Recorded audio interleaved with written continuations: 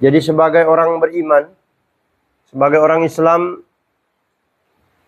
kita harus meyakini bahwa inna dina indallahil Islam. Wa may yabtaghi ghairal islami dinah fala yuqbala minhu wa huwa fil akhirati minal khasirin. Agama yang benar, satu-satunya agama yang hak adalah agama Islam. Dan siapa yang mencari agama, siapa yang mencari aturan hidup, sistem hidup selain Islam, maka di akhirat dia akan merugi.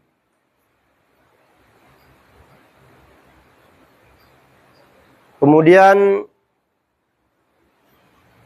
dalam Islam itu sendiri, umat Islam terpecah belah. Sebagaimana hadis Nabi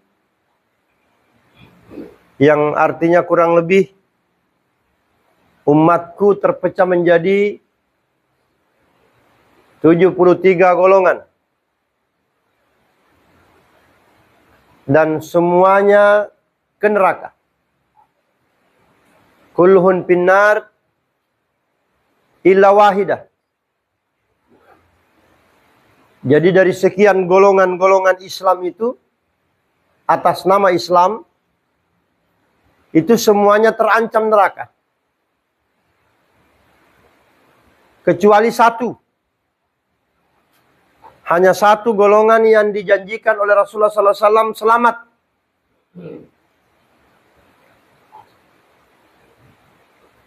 Ketika sahabat bertanya, mana jamaah yang satu itu ya Rasul? Jadi sahabat bukan mempertanyakan yang 72.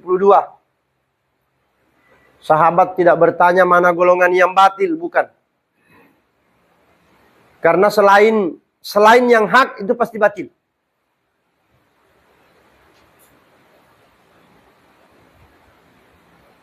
Itu harus tertanam pada mujahid. Bahwa selain yang telah diperintahkan, selain yang dicontohkan, itu kebatilan. Man amila amalan laisa alaihi amruna fahuwa raddun. Siapa yang mengerjakan amalan tidak diperintahkan olehnya, siapa yang mengerjakan suatu pekerjaan bukan atas dasar perintah Allah, bukan karena perintah Rasul, dan bukan karena perintah pemimpin Islam, ulil amri minkum, maka sia-sia. Fahuwa raddun, tertolak.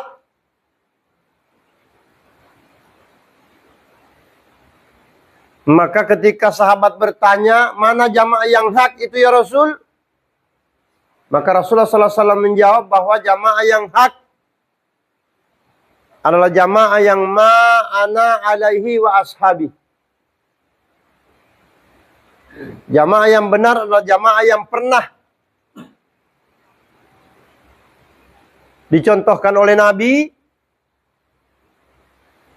dan yang pernah dicontohkan oleh para sahabat. Yang aku contohkan dan yang dicontohkan oleh sahabatku. Dan kita semua tahu bahwa Nabi melaksanakan Islam dalam wadah an-nubuwah, dalam jamaah yang dipimpin oleh Nabi, dan jamaah yang dipimpin oleh Nabi itu disebut an-nubuwah. Kemudian Rasul sebutkan bahwa la nabiyya ba'di wa satakunu khulafa. Tidak ada lagi nabi setelahku, karena Nabi Muhammad SAW itu adalah penutup para nabi. Dan yang menggantikan aku, kata Rasulullah, adalah khalifah. Maka jamaah yang benar setelah Nabi wafat adalah jamaah yang dipimpin oleh Khalifah Abu Bakar, dipimpin oleh Khalifah Umar, Khalifah Utsman, kemudian di masa tabi'in, di sana ada Khalifah Umar bin Abdul Aziz. Nama khalifahnya, salah satunya. Dan di generasi terakhir di sana ada salah satunya Khalifah Harun ar-Rasyid.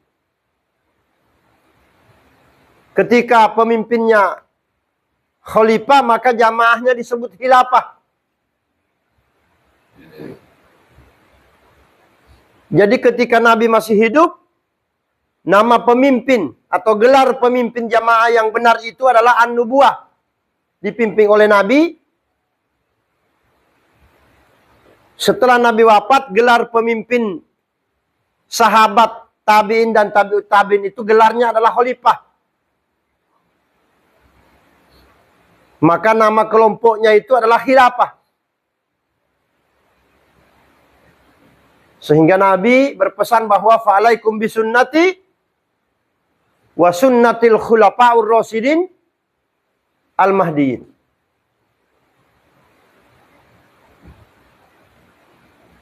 Dan Rasul sebutkan bahwa hati-hati kalian bahwa sepeninggalku akan terjadi perselisihan. Akan terbentuk kelompok-kelompok. Dan kita tahu bahwa para sahabat itu sudah mulai dipecah belah. Tapi karena mereka selalu kembali kepada kesatuan, maka ratusan tahun mereka berpikir untuk menghancurkan Islam. Orang-orang kafir itu. Dan resmi induk bagi kaum muslimin itu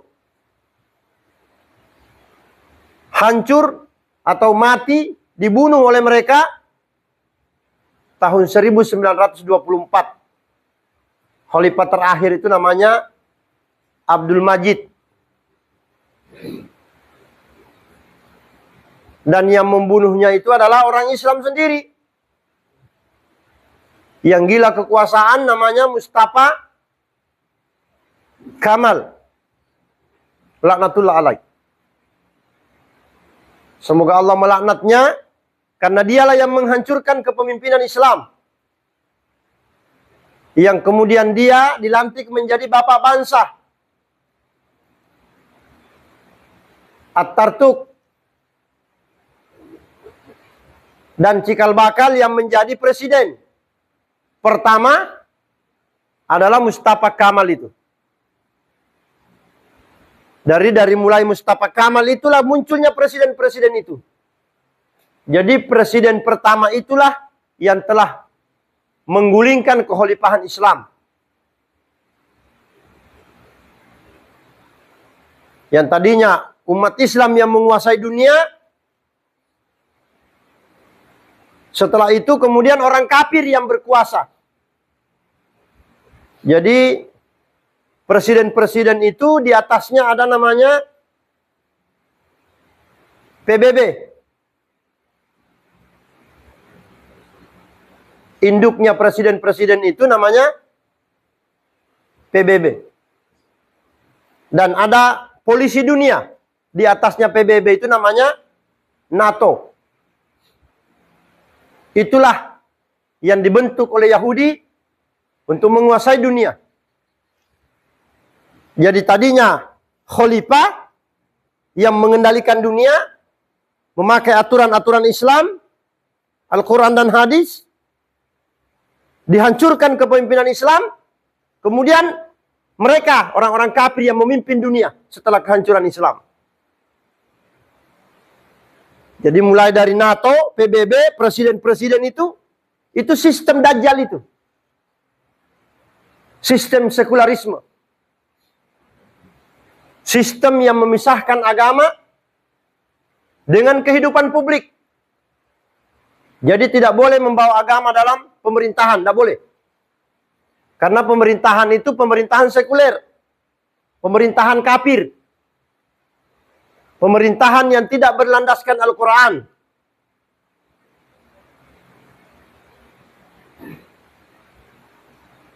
Maka yang ditakutkan oleh Yahudi itu adalah khilafah. Karena yang bisa kembali menguasai dunia, yang akan menghancurkan sistem demokrasi, sistem sekuler itu hanya khilafah. Yang dijanjikan Rasulullah Sallallahu Alaihi Wasallam. Maka Allah Subhanahu Wa Taala mempertegas, la ikraha fid din, kat tabayyana rusdu minal ghayy. Faman yakfur bitaghut wa yu'min billah faqad istamsaka bil urwatil wusqa lam fisama laha wallahu samiun alim. Tidak ada paksaan. Kita mau berada di sistem Islam atau mau berada di sistem demokrasi, sistem kapitalis, tidak bisa dipaksa orang. Masing-masing orang punya hak. Faman syaa falyu'min wa man syaa falyakfur. Siapa yang mau beriman, silakan. Siapa yang mau kafir, monggo. Masing-masing ada imbalannya.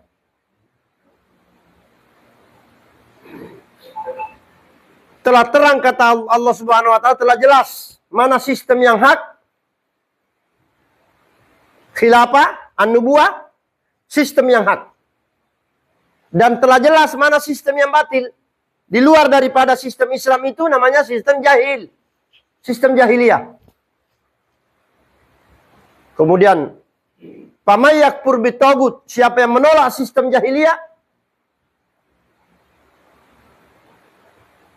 siapa yang menolak sistem kafir, wa yu'min billah, kemudian dia hanya tunduk, dia hanya siap tunduk kepada Allah, diatur oleh Allah, faqadistamsaka bil urwatil wusqa, maka mereka itulah yang berpegang kepada tali yang tidak akan pernah putus. Kemudian Allah lanjutkan, Allahu waliyul ladzina amanu yukhrijuhum minadz zulumati ilan nur. Jadi walinya Allah itu, wakilnya Allah itu adalah nabi dan khalifah. Pemimpin Islam itu hanya nabi dan khalifah, membawa manusia, menggiring manusia dari kegelapan kepada cahaya. Dari hidupnya jahiliyah kepada sistem Islam, sistem yang teratur. Jadi orang-orang beriman itu dia hanya mau dipimpin oleh pemimpin Islam. Karena pemimpin Islam itulah yang membawa manusia dari kegelapan kepada cahaya. Di luarnya itu, walladzina kafaru awliya'uhumut taghut yukhrijunahum minan nuri ila dhulumat. Orang-orang kafir itu kata Allah, pemimpin-pemimpin mereka itu taghut. Siapa taghut itu? Taghut itu segala sesuatu yang melampaui batas.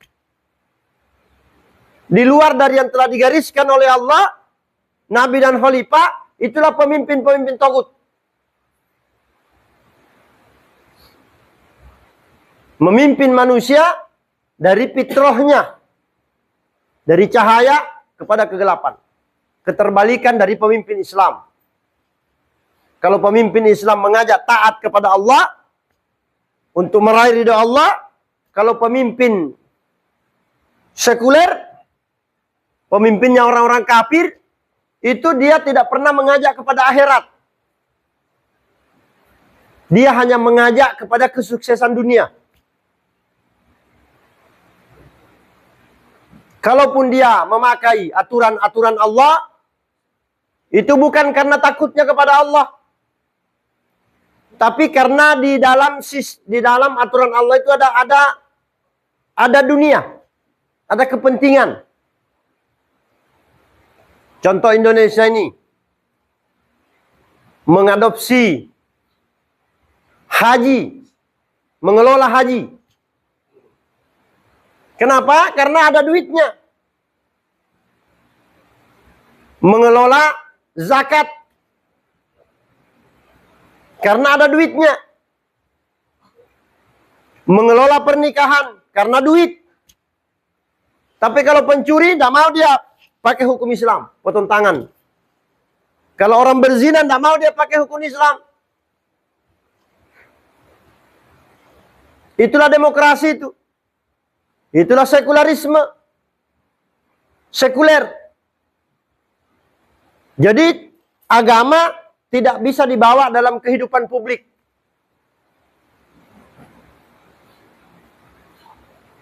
Sehingga orang beriman itu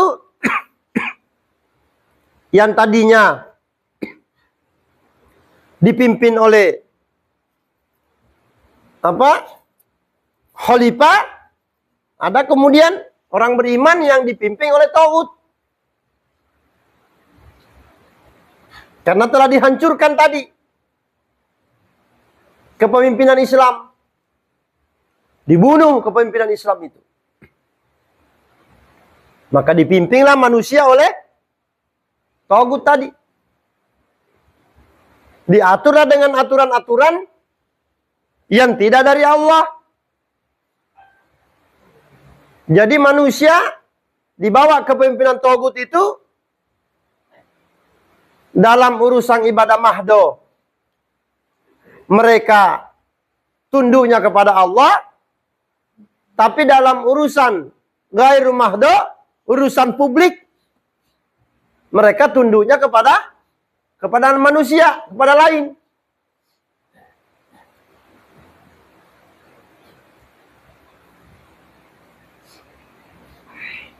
Sehingga dia menduakan Allah Subhanahu wa taala. Mereka menduakan Allah, menserikatkan Allah. Maka sekularisme inilah yang telah membuat kita terpaksa menserikatkan Allah Subhanahu wa taala. Dipaksa untuk tunduk kepada hukum yang tidak bersumber dari Allah Subhanahu wa taala. Maka syirik. Walaqad uhiya ilaika wa ilal ladzina min qablika la in asyrakta la yahbatanna amaluka wa la takunanna minal khasirin. Allah Subhanahu wa taala memperingatkan, telah diwahyukan kepadamu wahai Muhammad dan kepada orang-orang sebelum kamu atau nabi-nabi sebelumnya, bahwa kalau kamu menserikatkan aku, menduakan aku wahai Muhammad, ketaatanmu kamu campur adukkan. Di lain pihak kamu taat kepada aku, di lain pihak kamu taat kepada akal-akalmu itu, kepada manusia-manusia yang sempit akalnya itu, mendualah, maka hapuslah amalan kalian. Maka penyakit yang menimpa saat ini umat Islam, dunia ini, itu syirik. Karena akibat demokrasi itu, akibat sekularisme itu.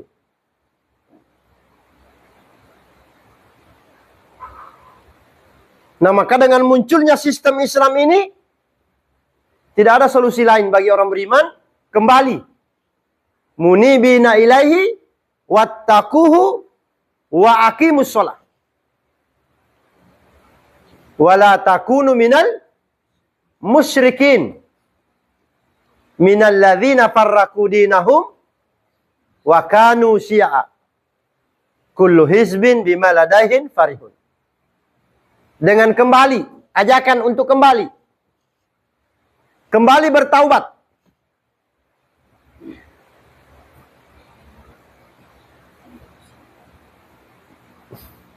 dan bertakwa, memperbaiki ketaatan kita. Karena ketaatan yang benar itu 3. Tidak akan selamat seorang muslim tersebut, tidak akan diridhoi Allah dia sebelum dia menyempurnakan ketaatannya. Atiullah, taat kepada ayat-ayat Allah. Wa atiur rasul, taat kepada Rasul. Hadis yang sahih tentunya. Dan kepada pemimpin Islam. Dan pemimpin Islam itu tidak bisa ditafsir lain. Kapan ditafsir? Menyelisihi tafsiran para sahabat, menyelisihi praktek para sahabat, maka tafsiran tersebut akan menjadi salah. Maka ulil amri itu tidak ada praktek lain kecuali khalifah. Nabi, khalifah. Nabi, khalifah. Nabi-nabi, setelah saya nabi, khalifah-khalifah. Sebagaimana hadis yang panjang itu. Kanat Banu Israel tasusuhumul anbiya kullama halaka nabi khalafahu nabi. Wa annahu la nabiyya ba'di wa satakunu khulafa. Jadi mereka pemimpinnya orang beriman dulu itu nabi-nabi. Nabi wafat nabi, ganti nabi, wafat nabi, ganti nabi. Setelah nabi wafat, khalifah yang memimpin. Ulil amrinya kaum muslimin itu namanya khalifah. Wafat khalifah, ganti khalifah, wafat khalifah, ganti khalifah. Harusnya sampai hari kiamat. Tapi ternyata orang kafir tidak suka dengan kekhalifahan Islam. Maka dihancurkan. Tahun 1924. Dan resmi lagi berdiri kembali. Diumumkan kembali tahun 1997. Wah, alhamdulillah di masa kita. Kembali muncul kekhalifahan Islam. Kembali diperjuangkan Islam sebagaimana Nabi memperjuangkan Islam. Maka sekarang yang dibutuhkan orang-orang yang takutnya hanya kepada Allah. Karena orang kalau dia takut kepada yang lain, tidak bisa dia berjuang. Allah mencari orang-orang yang takutnya hanya kepada Allah. Harapannya hanya kepada Allah.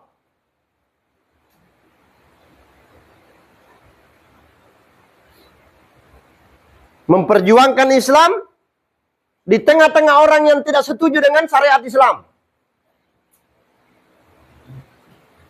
Sekarang ini yang benci syariat Islam itu bukan cuma orang kafir.